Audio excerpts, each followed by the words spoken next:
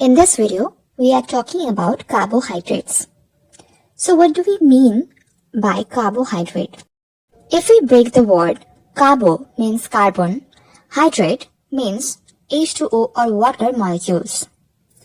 So carbohydrate means which is having carbon, oxygen and hydrogen.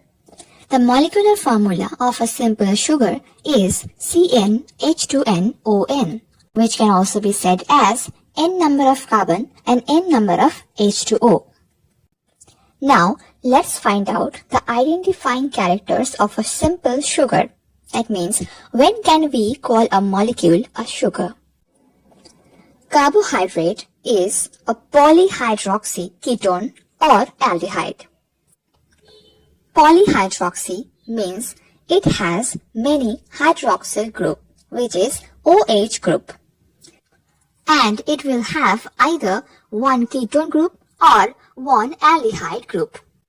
So if we see a molecule with ketone or aldehyde group and having many hydroxyl groups, we can say that it is a sugar. The sugar molecule having ketone group is called ketose. And the sugar molecule having an aldehyde group is called aldose. Ose means carbohydrate. Now, let's make a sugar. One sugar by ketone group and another sugar by aldehyde group. So this sugar, we have taken one aldehyde group and we have to take polyhydroxyl groups. So we have taken two hydroxyl groups. So this sugar is an aldose and it has aldehyde group. And the name of this sugar is glyceraldehyde, and this is the simplest aldose. Simplest sugar molecule has at least 3 carbon atoms. Because if we remove the third carbon from this molecule, we will not have polyhydroxyl group in this molecule.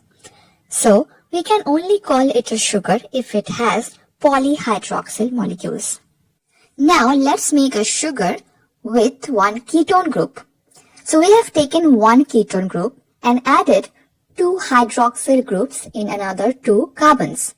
So this is the simplest ketose, and the name of this is dihydroxyacetone. Each of the sugar is monosaccharide.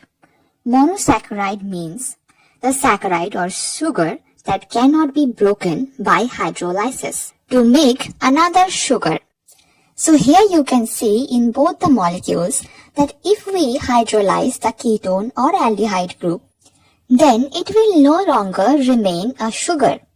So we cannot break it into another sugar. That's why they are monosaccharides. The simplest monosaccharide has 3 carbons in it, thus called triose. Monosaccharide having 4 carbon is called tetrose. It has 4 carbon in it. 5 carbon monosaccharides are called pentose. 6 carbon monosaccharides are called hexose, having 6 carbons in it. 7 carbon monosaccharides are called heptose, and so on. Here we will specifically focus on hexose because some of the hexose monosaccharides are part of our food.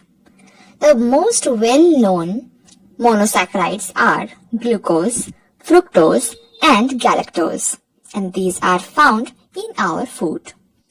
All of these are monosaccharides, and here we will see the structures of each glucose, fructose, and galactose. So let's begin with glucose. It has 6 carbon molecules.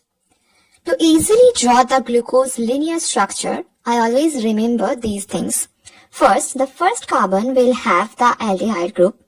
The hydroxyl group on the second carbon will be on the right side, and the third and fourth carbon hydroxyl groups will be in the opposite directions.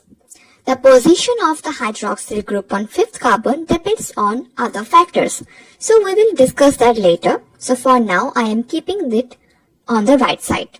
And the sixth carbon will have CH2OH. For galactose, it is quite similar to glucose.